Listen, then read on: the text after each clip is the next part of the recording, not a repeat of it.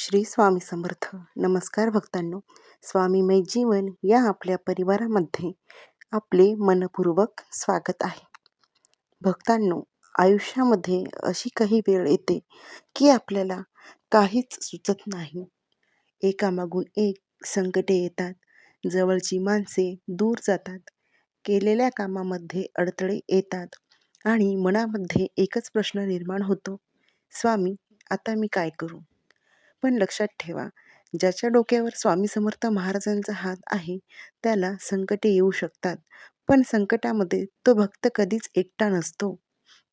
कधी एखादी गोष्ट अचानक टळते, कधी योग्य व्यक्ती अचानक भेटते, कधी मनामध्ये एखादा विचार येतो आणि आपण चुकीचा निर्णय घेण्यापासून वाचतो. हे सर्व योगायोग आहेत असे आपल्याला वाटते, पण अनेक भक्तांच्या श्रद्धेनुसार स्वामी महाराज संकटाच्या काळात विविध संकेतांमधून आपल्या भक्ताला मार्गदर्शन करतात.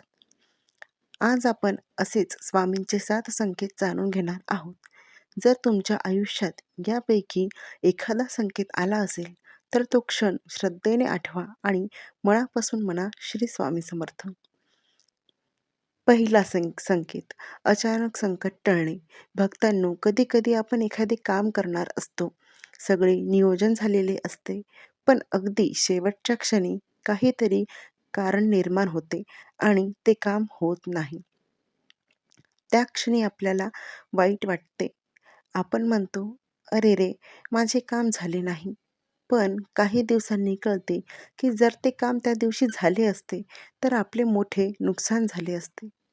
तेव्हा मनात विचार येतो, कदाचित हे माझ्या चांगल्यासाठीच झाले असावे. भक्तांनो, प्रत्येक अडथळा हा शिक्षा नसतो. काही अडथळे हे आपल्याला चुकीच्या मार्गापासून वाचवण्यासाठी आलेले असतात. म्हणूनच संकट आले की लगेच निराश होऊ नका.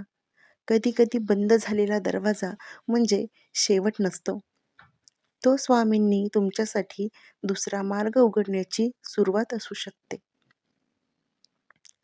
संकेत दुसरा, योग्य वेळी योग्य व्यक्ती भेटणे. तुम्ही एखाद्या समस्येमध्ये अडकलेले असता. तुम्हाला कोणाची मदत घ्यावी हे समजत नसते आणि अचानक एखादी व्यक्ती तुमच्या आयुष्यात येते. ती व्यक्ती अगदी योग्य सल्ला देते, तुमची समस्या सोडवण्यासाठी मदत करते. कधी ती व्यक्ती आपल्याला आधीपासून ओळखीची असते, तर कधी अगदी अनोळखी व्यक्तीही असते.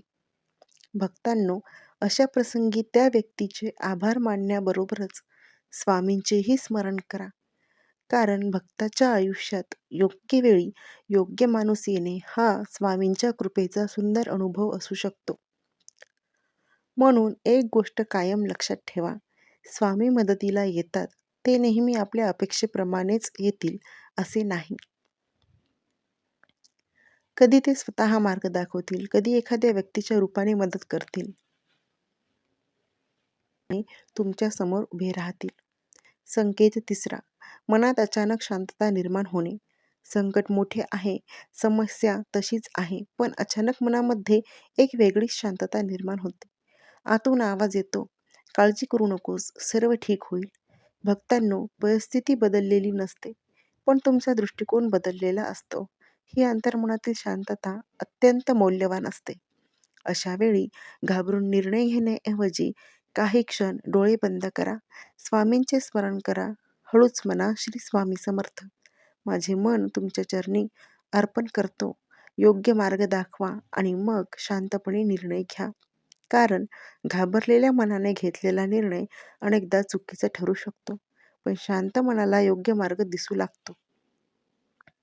संकेत 4, वारंवार स्वामींचे नाव किंवा दर्शन समोर येणे. कधी तुम्ही स्वामींचा विचार करत असता आणि अचानक कुठेतरी श्री स्वामी समर्थ हे नाव दिसते. कधी एखाद्या व्यक्तीच्या मोबाईलवर स्वामींचा फोटो दिसतो, कधी एखाद्या मंदिराचे दर्शन होते, कधी एखाद्या व्हिडिओमध्ये स्वामींचा संदेश ऐकायला मिळतो आणि त्या क्षणी तुम्हाला वाटते, हा संदेश माझ्यासाठीच आहे. भक्तांनो, अशा अनुभवांकडे श्रद्धेने पाहता येते. मात्र प्रत्येक योगायोगाला चमत्कार मानण्यापेक्षा त्यातून मिळणारा सकारात्मक संदेश आपल्या जीवनात उतरवणे अधिक महत्त्वाचे आहे. जर स्वामींचे नाव दिसले तर एक क्षण थांबा, स्वामींना नमस्कार करा आणि स्वतःला विचारा, स्वामी, मला आज काय शिकवत आहेत? कदाचित उत्तर तुमच्या मनातच असेल. संकेत 5वा, चुकीच्या निर्णयापासून वाचणे. कधी-कधी एखादा निर्णय घेण्याची आपली पूर्ण तयारी असते, पण अचानक मन म्हणते, "थोडं थांब." आपण तो निर्णय पुढे ढकलतो आणि काही दिवसांनी लक्षात येते, की तो निर्णय घेतला असता तर मोठे नुकसान झाले असते.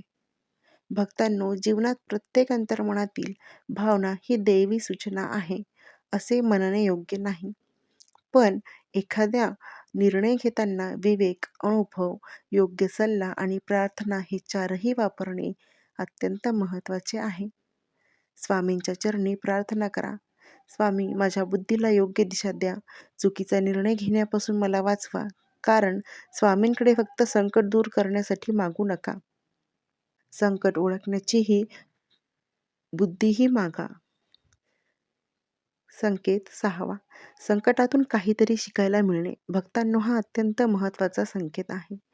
आपल्या आयुष्यात एखादे संकट येते, आपण दुःखी होतो, पण त्या संकटामुळे आपल्याला काहीतरी मोठा धडा मिळतो.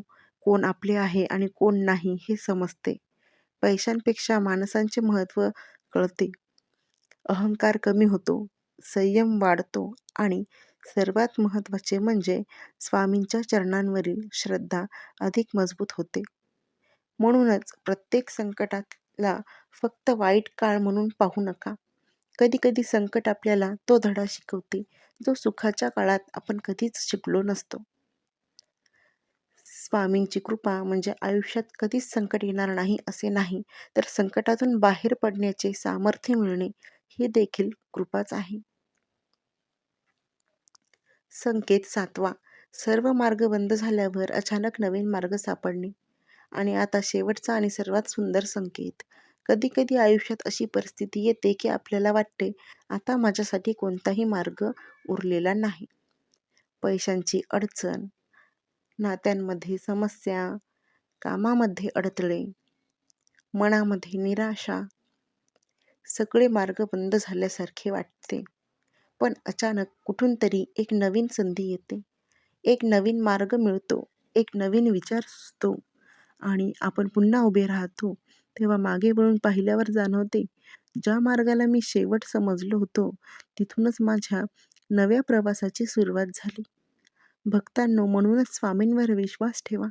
कधी-कधी आपल्याला दिसणारा मार्ग बंद झालेला असतो, पण स्वामींच्या कृपेचा मार्ग कधीच बंद झालेला नसतो.